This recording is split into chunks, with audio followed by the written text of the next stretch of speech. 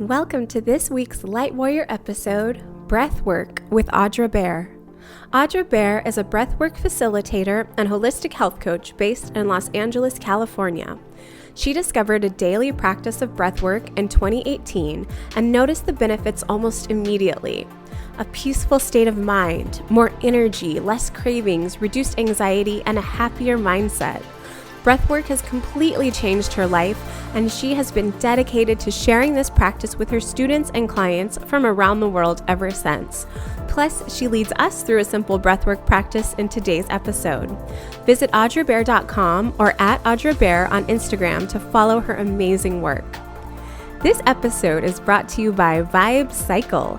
Vibe Cycle is a locally owned and operated cycle and fitness studio here in Anchorage, Alaska. With a welcoming and inclusive environment, Vibe is an amazing place to strengthen your body. They are on a mission to help strengthen their community from the inside out. Join them for a ride. Visit vibecycle.com. Now let's dive into today's episode. All right, so I am here with the amazing Audra Bear. Thank you so much for joining me today. Hi, Blake. Thank you for having me. I'm so happy to be here. Yes, and you're in LA, correct? Correct, yes. Very cool. So Audra is an amazing breathwork facilitator. Is that a good word for it? Yeah, definitely. That's perfect. Okay, awesome. So I was introduced to breathwork this year. I'd never heard of it. I'd never tried it.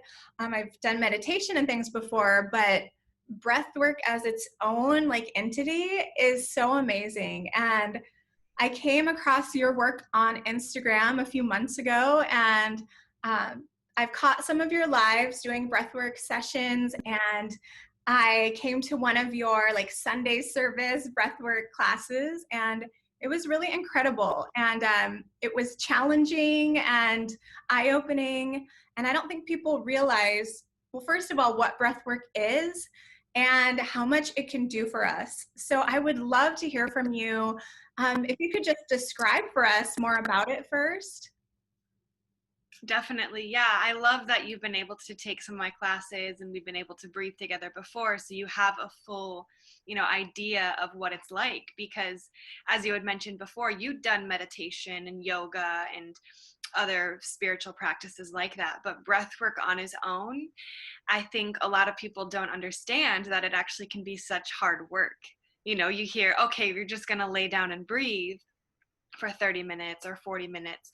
That may sound really easy, but in reality, it's actually a lot of work. The term breath work is an umbrella term for conscious, controlled breathing. And there are thousands of ways that we can practice this. Breathwork is not anything new. This has been around for a lot of years, thousands and thousands of years. It's an ancient practice. And an older name for this type of practice is pranayama. And now this is what they call it. It's a Sanskrit word. It's what they call it in the East, in ancient India. And when we break down the word pranayama, prana means life force. Now we also hear this word translated to chi or ki. So in practices like qigong, moving energy, things like that. It's that life force energy that is in, through, and around all living things. And as we breathe, we cultivate more of this prana, of this life force energy. Now, the second part of that word, yama, means to control. So you put the word together, it's the life force control, or that breath control, breath work. Now, in modern times, in the West, we have so many different ways that we can practice this. Fast, slow, through your nose, through your mouth. You wouldn't think that there's so many ways, but there's literally thousands of ways to practice. And each way, each technique, and each method that you use is going to have different benefits, and you're going to benefit, you're going to benefit from each session and each practice. Some common things that I hear from people when they practice breath work is that They feel anxiety and stress lifted. They feel a lot more calm. They feel centered. They feel grounded. Not only that, it also helps to boost your immune system, detoxify the body, clear your mind, balance the hemispheres of your brain. So many benefits that we can gain from this practice. Wow. Okay, that's amazing. And I mean, for it to be on a physical level and a spiritual level and so on, that's incredible. And I've heard Yeah, it's healing on so many levels, right? We've got our emotional body, we've got our spiritual body, our physical body, and our mental, state as well. So we've got the 4 different bodies that the breath can really come in and heal and invigorate on so many levels. Oh, thank you. Well, and even just hearing the word prana, I never knew what that meant. And it makes me think of Ralph Smart. I don't know if you follow him, but he always is like, breathing in the good ass prana, baby. Right. Oh, that makes sense. Oh, that's too funny. So what led you to this work? How did you find out about this? It's interesting. So about almost 3 years ago, I was working with a nutritionist, and for a while I've had an interest in holistic health and, eating healthy, trying different diets. And this specific lady that I was working with, she was hosting breathwork classes. And so I thought I would give it a try. I had only heard about it from her. And up until this point, I had kind of been a spiritual seeker, trying yoga, meditation, reading spiritual books. I had had certain experiences with plant medicines, really trying to go within and learn about myself and learn about the universe. And the first time I ever did a breathwork class, I thought to myself, why does anybody ever need drugs? It literally felt like so invigorating, mentally stimulating, physically relaxing. So many different sensations came up for me. I had visuals, I saw colors, I had visitations from other spirits. I had, it was a really crazy out of body experience for me, like nothing I had ever experienced. But at that moment, at that time, I didn't realize that breathwork was something that I could incorporate every day, that it could be kind of a lifestyle. I thought it was just something you did on the full moon or, in a class setting, something like that. It wasn't until later in the year in 2018 that I kind of discovered my daily practice. And I got really serious about it. I was practicing every morning for an hour, first thing in the day. And after a few days, I started noticing some really strong benefits in my life. And some of those benefits were things like reduced anxiety, less stress.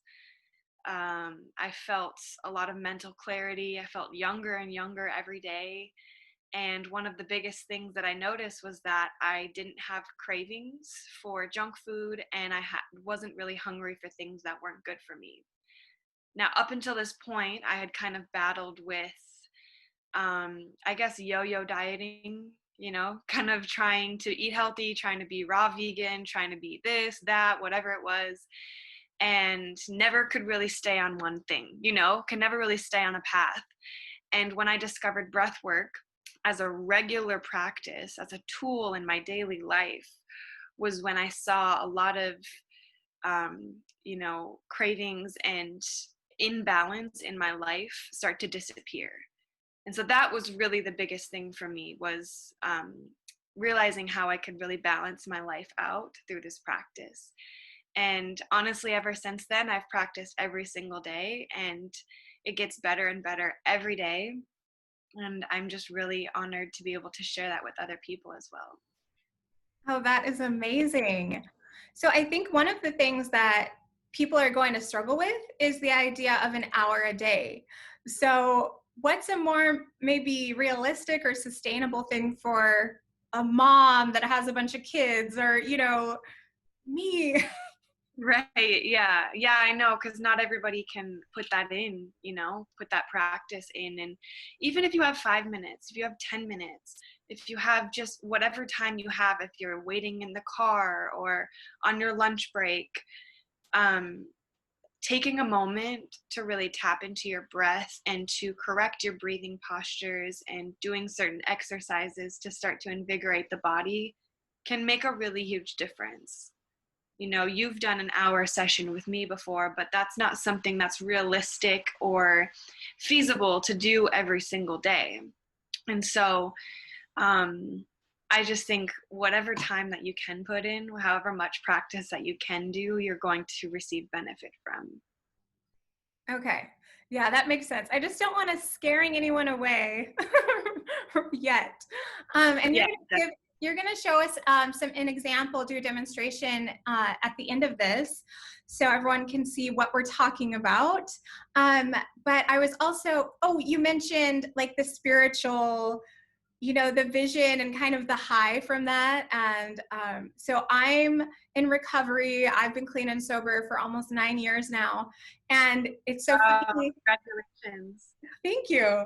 But it's so funny that you say that. And I was talking with a friend of mine yesterday about like a channeling automatic writing experience I just had I started with some breath work for like 5 or 10 minutes. And it was just so amazing. And I just had this full body, crazy, almost orgasmic sort of / nauseous. It was the weirdest thing, but it felt amazing. And she was like, see, we don't need drugs anymore. Just breathe different. I'm like, that's a thing. So yeah, if everybody knew that. Well, I don't know if you know this, but DMT, have you heard about that before? It stands for dimethyltryptamine, and it is known as the spirit molecule. And it's actually stored in our bodies. It's what's released when we are born and when we die. So, like in the movies, when they say, my life flashed before my eyes, when they're about to die, it's like that feeling of like clarity, getting a bigger sense of everything, bigger sense of yourself and connection to the universe, kind of like understanding.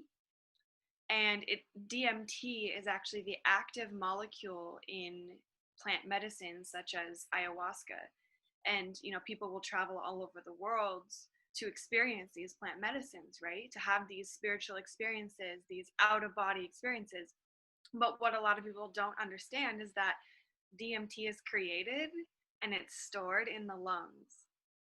And so when you can do certain breathing exercises, there's actually ways to release this store of DMT to have these certain spiritual experiences without having to consume anything.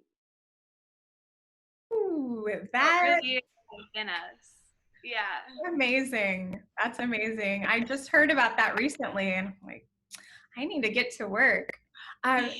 So I read one of your posts that you used to be a breatharian.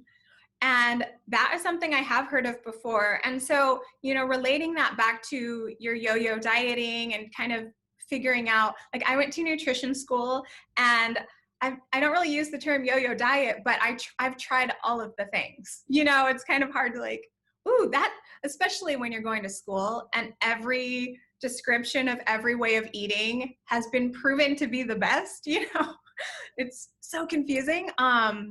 So I understand that just like trying everything and what fits each of our bodies. But I'd read about like fruitarian and breatharian, and we've all heard of a vegetarian, but can you talk about that more? And also, where are you on that eating journey? And, I think so many of us have struggled with some type of disordered eating in life, and that's super normal. And so now with your breathwork practice, and you said you don't have cravings. So what does your life look like? I just want to like know more about you personally. Yeah, I would love to tell you about that. That was such an interesting journey for me. So, like I was saying, when I really first discovered my breathwork practice, my consistent practice, that was the end of 2018. And I was practicing very intensely for, sometimes 4 hours a day. And what I realized is that the more time that I put in doing breath work, the less hunger I would experience. And so after a few days of kind of experimenting with this, I realized I didn't have a hunger or craving for solid food. And so I completely cut out solid food and joined the Breatharian community. There's a whole community of people, a lot of people don't realize this, but there's a whole community of people out there who, are living off of either fasting as a lifestyle, only drinking water, only drinking juices, not eating solid foods, kind of staying in that space. I was a part of that lifestyle, what we would call pranic lifestyle or breatharianism. The whole idea is to just live lighter, need less, basically.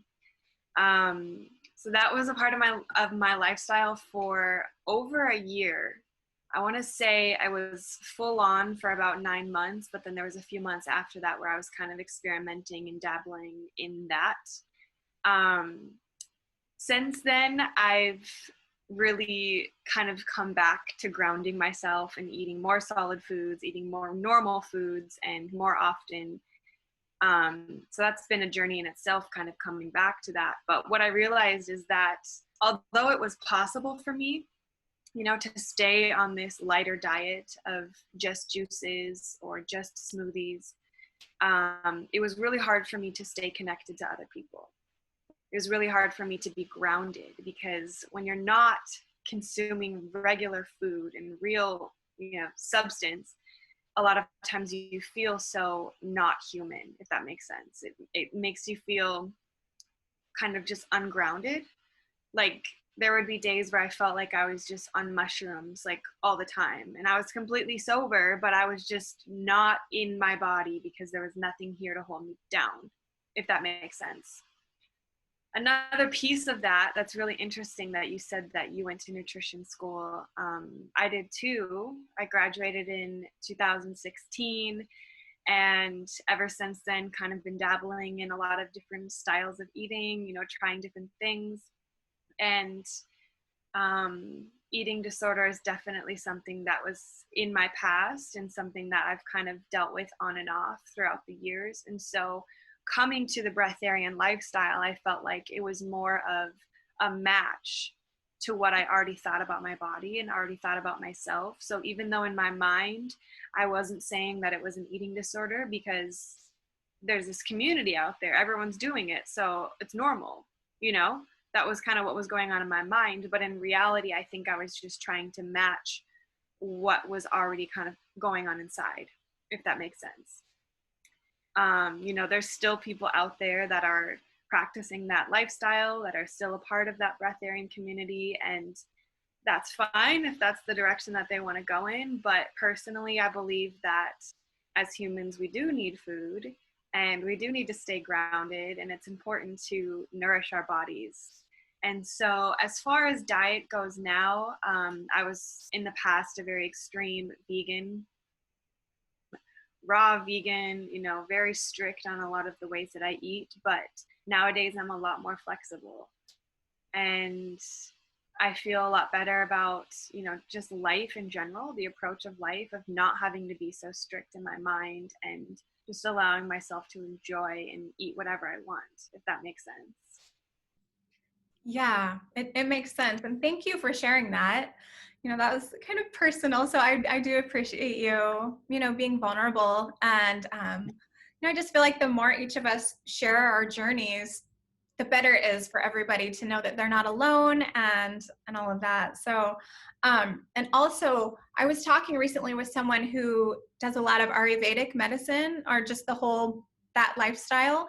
And they were talking about like Vata, I think it was, which is people that are more kind of airy and are cold all the time, kind of smaller, and just all about how like warm foods grounds them. Like if they're not doing well, they have this certain emotional reaction, and that can be counteracted by grounding with soup or, just whatever it is, but something warm. And I thought that was really interesting. Yeah.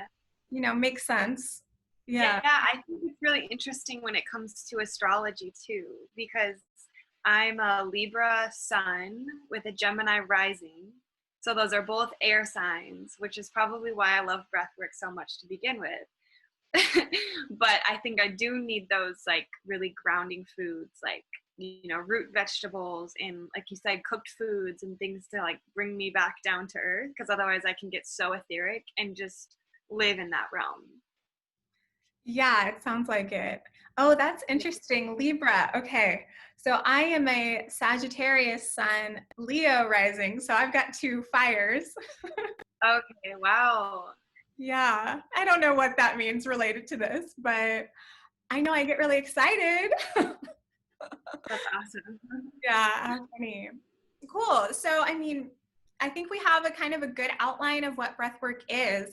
And so I would really love to, unless you have more things you'd like to share, which please, but I'd love to move into a demonstration, and the length is kind of up to you. Again, I feel good when I can get eased into something, you know, so maybe 15 minutes versus 60 or something, just to give people an idea. And then, of course, I'm going to give them all the links to come find you, because you do Instagram lives of breathwork sessions and you have regular classes online. So I'll make sure everybody can find you so they can really deepen this practice as well.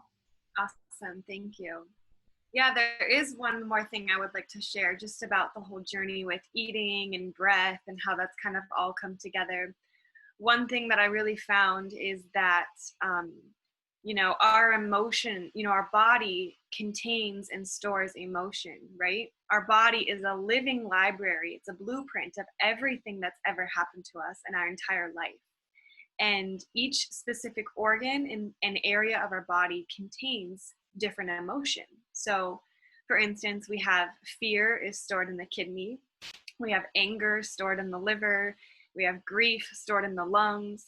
You know, whatever we've been through in our entire life, whether it's a car crash when you were younger or receiving some sort of abuse or, you know, different things like that, our body stores trauma. And the thing about it is we can't fully heal our emotional body until we feel everything. But the thing is that we live in such a society where we're taught to suppress our emotion. You know, we're not really taught to feel everything fully. And this isn't any really fault of our own. It's just kind of the society that we were grown up in, right? You know, you see children at the grocery store and they're throwing a fit and they're crying, and their parents, you know, what do you see them doing? Go, shh, be quiet, you know, kind of bribing them with candy or food or whatever it is. And that's not, I know you're a mom, but that's like not any fault of your own. It's just kind of how our society is built to not express ourselves and not show ourselves. So most of us are walking around this earth and storing so much emotion within our body. Now, one of the tools that we can use to help release this trauma and release these emotions that are being stored is breath work. You know, among so many other healing tools, breath work is one of the most powerful things that we can do to stir up this energy to help release things within our body so that we can feel in order to heal. So a common thing that happens when people start practicing breath work is they start feeling emotions that they've been suppressing for years. You know, I remember this when I first started diving into this practice personally. I remember childhood memories coming up for me, and I remember emotions being surfaced, and I was crying and laughing and angry, you know, and all these things coming out that I didn't even realize were there.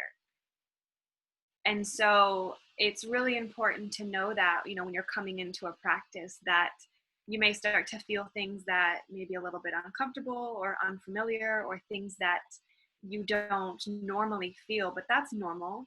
All you're doing really is stirring up and resurfacing all of these things that have been stored for years and years. And the thing about it is that if you keep these emotions stored within your body without healing them, without fixing them or doing anything to release them, then it can cause more damage later on. So it's really important to take time for yourself. This is why this practice is so important for everybody on the planet. You know, we all breathe. We can all benefit from healing. because we all have trauma, whether we know it consciously or not. We're all holding on to things that maybe aren't so healthy for us to carry. So I really believe that the more people that we have breathing in this world, the better this place is going to be. And everybody can benefit from this practice.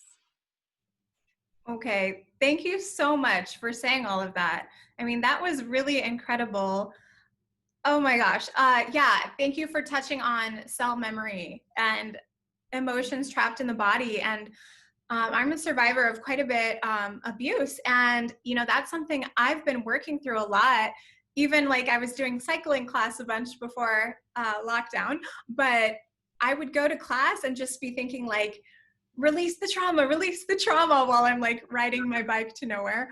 But with breath work, I'm glad that I can start having that intention as well. And I had a healer working on me once who said, did something bad happen to you in Alaska? And I'm like, oh, yeah. He's like, yeah, I can tell. And all of it's trapped in your feet. And that's why you haven't moved yet. Don't you want to move? And I'm like, yeah, I wanted to move for like 20 years. And he's like, well, you can't until we get this out of your feet. It was so crazy. So wow. Yeah, I totally believe that. And when I did the breathwork class with you, which was an hour, which was far longer than any breathwork I'd done before, it was uncomfortable. It kind of, there were ups and downs of like, oh, this is cool, or ooh, that's a cool feeling, or what a fun thought. And then I'd be like physically feeling weird, because I know it's a common thing where you have like a lobster claw situation. Yeah. Or you can like, maybe you can feel the energy moving through, kind of. Yeah. And so physically there were some different sensations, and then emotionally just kind of discomfort off and on.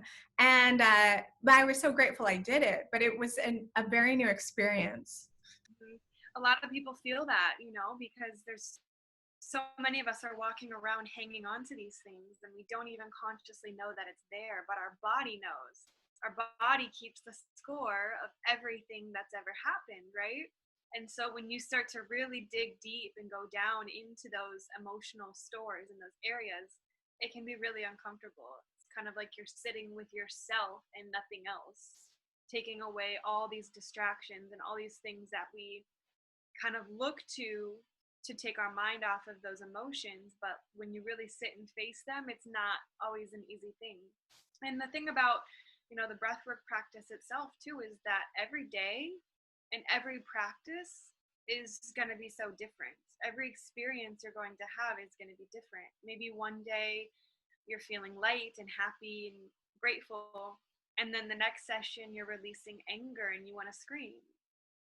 We're constantly evolving humans. We're constantly moving and growing and healing different things. So every time is going to be a different experience. Do you think there's any better time of day to do this? I like to do it first thing in the morning, because one of the benefits of breath work is to balance the hemispheres of the brain. And so it helps you to stay centered and focused, which I need for my work. So it's nice to just kind of tap in and be centered and move from there. Okay. Awesome. Well, I am ready to drop in if you are. Definitely. Okay. So I want to share with you a practice today. I call it 100 Breaths of Joy. And it's a quick practice. It should take about 5 to 10 minutes. And it's something that you can do first thing in the morning, or whatever time of day, really. If you have just a few minutes to kind of ground yourself down. A lot of people really like this practice to create more energy within their body as well. So how we're going to do this, we're going to do 100 breaths total. So the first 33 breaths, we're going to breathe in through the nose and out through the mouth. The second 33 breaths, we're going to breathe in through the mouth and out through the mouth. The third set of 33 breaths, we're going to breathe in through the nose and the mouth and out through the mouth. Now for this breath, we want to do a full body breath. So this means you're going to fully inhale into your belly, fully inhale into your chest, and take as much air in as you possibly can. And then on the exhale, you don't need to push, just allow it to let go and release. So I'll go ahead and guide you and we can breathe together. So go ahead and close your eyes.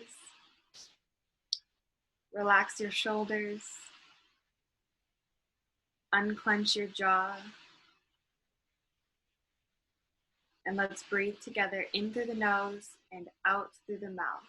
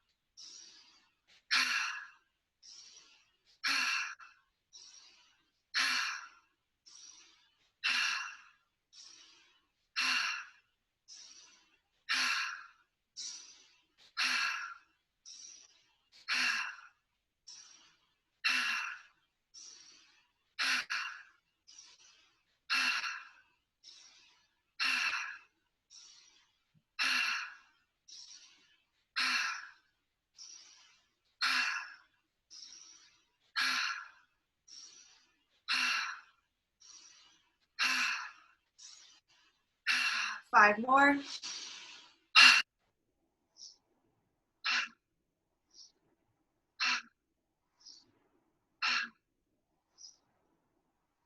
Fully inhale through the nose. Take a deep breath in and hold your breath at the top. Hold here for a few seconds or a minute or as long as it feels comfortable to you. And on the exhale, we're going to gently, audibly exhale on a gentle humming sound.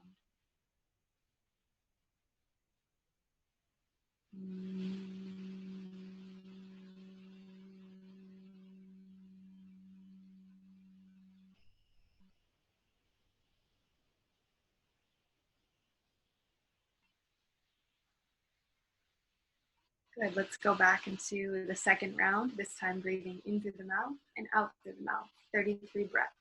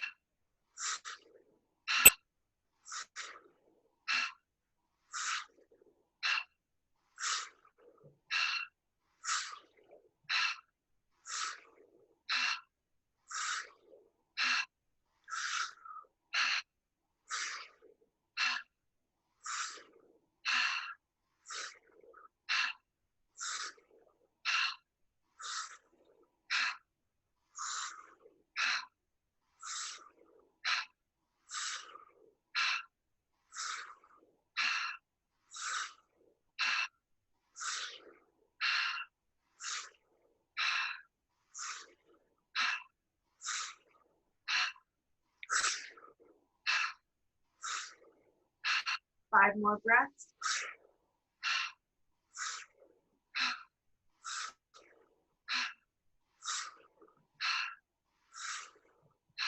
Take a deep breath into the mouth. Hold your breath at the top. Sitting up straight and tall. Hold for a few seconds.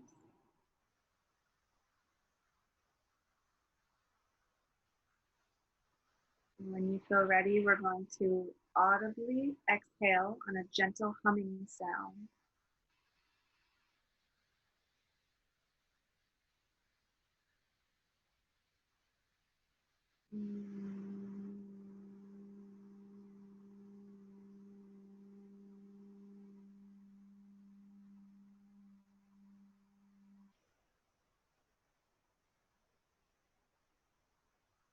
Good. For round 3, let's breathe in through the nose and the mouth at the same time and out through the mouth. 33 breaths.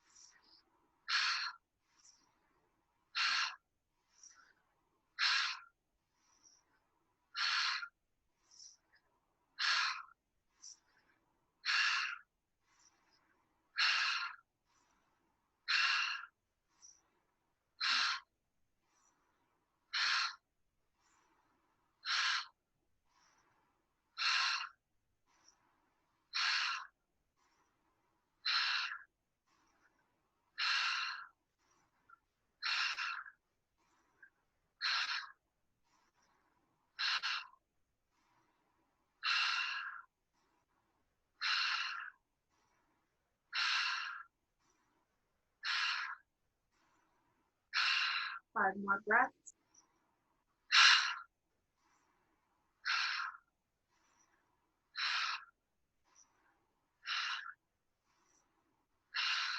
Slowly inhale.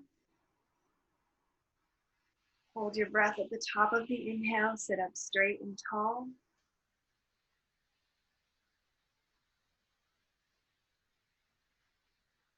Hold for a few seconds.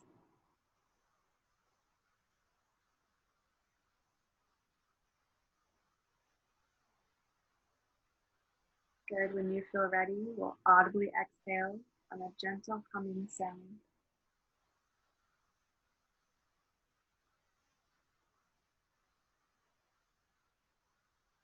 Good.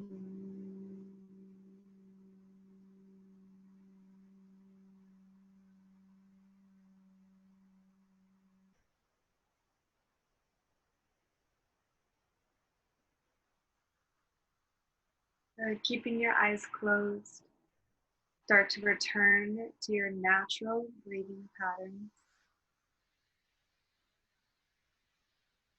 Just breathe in a way that feels best for you.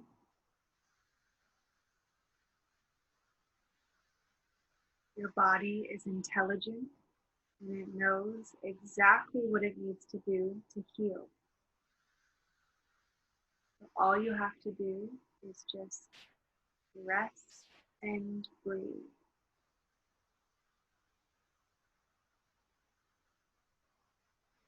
And to close today's little practice, I invite you to place your hands on your heart. Go ahead and send a silent thank you to yourself for doing this work and for showing up and being present, for taking time for you.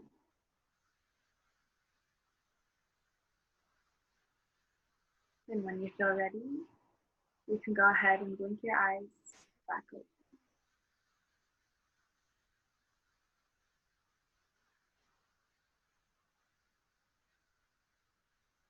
Good work.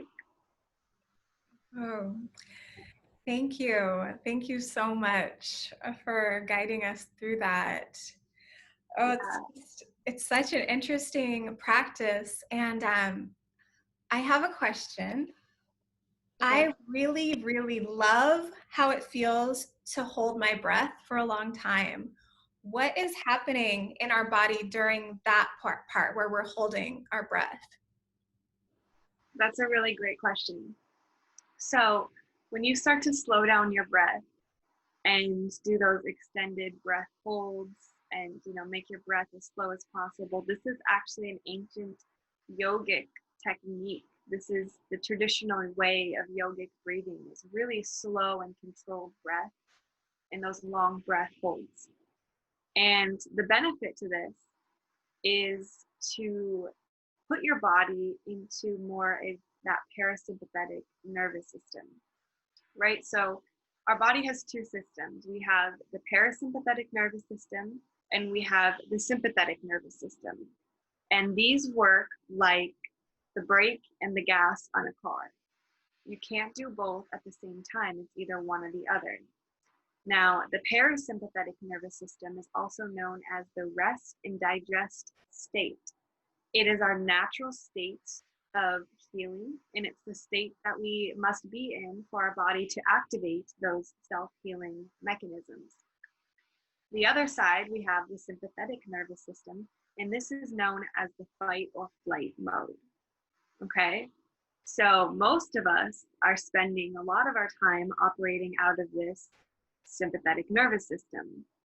And the reason being, one, is because we're carrying all this trauma and our body doesn't know how to deal with it. So, we're living out of that fight or flight. But then another reason is we live in such a crazy world. We live in a world where we're dealing with things that we wouldn't have had to deal with 100 years ago or even further long ago. Things such as pollutants in our air and our water and our food. Things such as in our environment, like electromagnetic fields and Wi-Fi, things that we didn't normally have to deal with in our natural surroundings. And a lot of time we spend our day in this go, alpha brain mode where we're constantly thinking about all these different things. And that puts us in the parasympathetic nervous system, the sympathetic nervous system, the fight or flight mode. Even something as small as the ding on your phone to tell you that you have a notification or a message can put you in that fight or flight mode, right? And so since it's like the gas and the brake, in the parasympathetic, that rest and digest state is our healing state, but we spend most of our time over here in that sympathetic nervous system. Our body never gets a chance to rest. Most of us only ever enter that state when you are in a sleeping or a half sleeping state. And so breath work is a tool that we can use to access that parasympathetic nervous state and activate those self-healing mechanisms. So slowing down your breath is basically sending a message to the central nervous system that it's okay to relax, it's okay to rest, and it's okay to heal.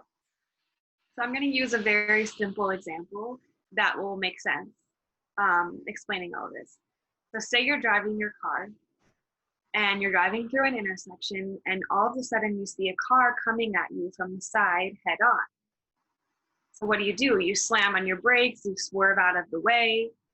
But what do you think your breath feels like in this moment? You're probably going to take a big gasp of air, hold your breath, either breathing really shallow, holding your breath, or an arrhythmic breathing pattern.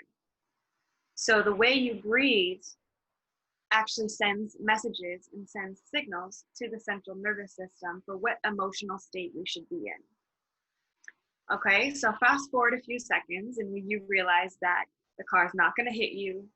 You made it through the intersection, you're safe, you're fine. And all of a sudden your body gives you that that sigh of relief that, okay, we're fine, we're safe, we don't have to worry. All of a sudden your brain goes, wait, I thought I was in danger. I thought I was a stressed out person, but I'm breathing like a relaxed person. So I must be okay. And that's exactly what the breath work does. When we can control our breath, we can control our emotional state. Every emotion and every thought pattern has a correlating breathing pattern. So when you are in a state of fear, you're breathing in a specific way. When you are in a state of anger and stress, you're breathing in a specific way. When you are in a state of bliss and joy, you're breathing in a specific way. So the way that we actually control our breath, the way that we breathe, can actually send signals to the central nervous system to enter those joyful, blissful, grateful, all these high vibrational emotional states. This is why after breath work or during breath work, a lot of times people say they feel so light and feel so grounded and happy and, all these things, because we're tapping into those higher vibrational emotional states. I'm so glad I asked that question. That is so interesting. You have so much knowledge. Oh, this is really, really exciting. Thank you. Yeah, Yeah, and that makes a lot of sense. And it's good to know that too, because I get very blissed out. Like I want to just keep holding my breath for as long as humanly possible because it feels so good to me. And Yeah. I love too that we're helping people understand how much healing is at your fingertips. Again, we all breathe, we all have access to this kind of work. Though I'll say doing it guided, like with you, is a lot easier for me. It's hard for me to do this on my own after a few minutes because I think for a lot of us, we're so, we don't like to be uncomfortable. So, like, as soon as that discomfort comes, I'm like, okay, I think I'm good. I'm going to move to the next thing, you know? So, having, like, so doing that class with you was huge because I thought so many times, like, I would have stopped after like 10 minutes, but here we are, and I'm going to do this, you know? That is So, huge. So our brain, our mind is designed to keep us safe. And so when we go into situations, say you're, doing a breathwork class or something that you've never done before, your mind is going to tell you, wait, what are we doing here? How long is this going to take? What's this going to feel like? All these thoughts start coming up. But when you have someone there saying, it's okay, you're safe, keep going, you're fine, you kind of get to those points and start reaching that point of breakthrough and getting to the places that you've never been before. It's really powerful. yeah, absolutely. And I'm a singer, and I mean, I just finished teaching like 10 voice lessons today. And so this is so neat because I spend all day talking to people about how to breathe, except in it for a totally different purpose. But I'm constantly harping on the fact that everything about someone singing will drastically change depending on how they breathe. And so again, it's like such a fundamental thing. And it changes the sound, but you're telling us that it can change like literally everything. Our brain, our emotions, our body. I mean, this is incredible.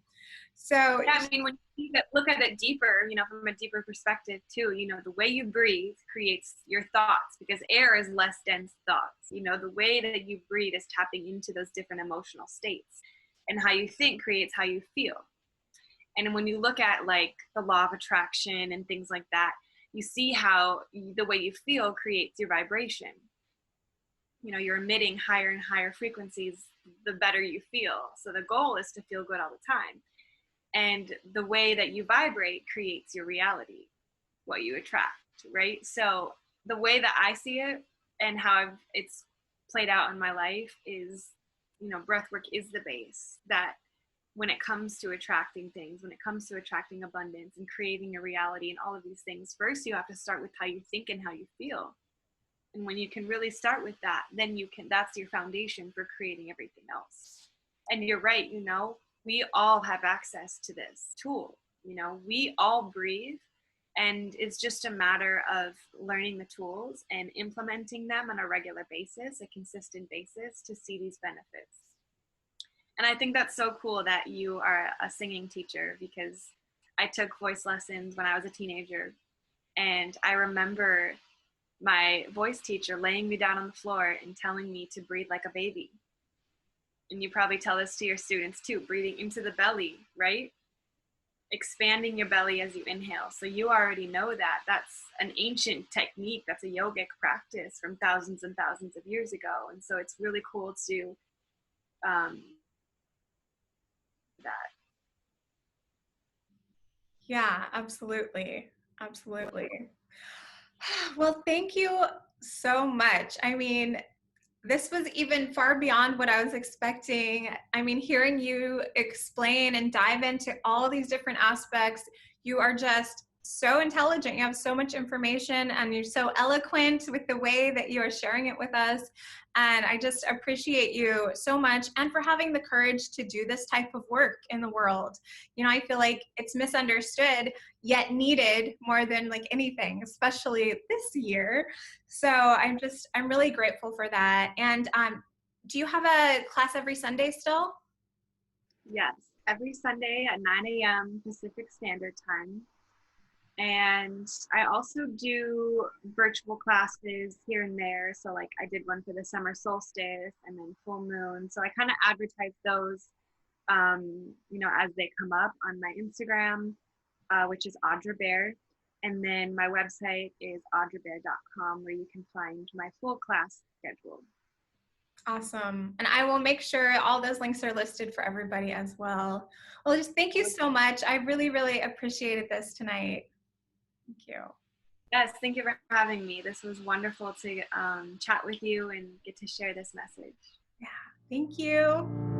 Bye.